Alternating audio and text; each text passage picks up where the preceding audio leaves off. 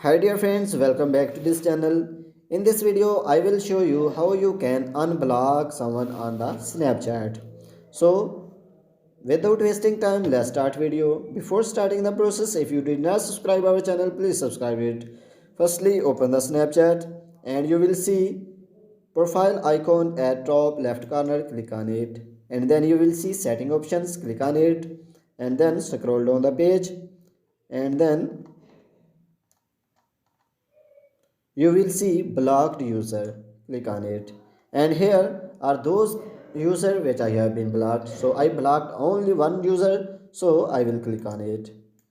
So I will click on cross options and then are you sure you want to unblock this on Snapchat? So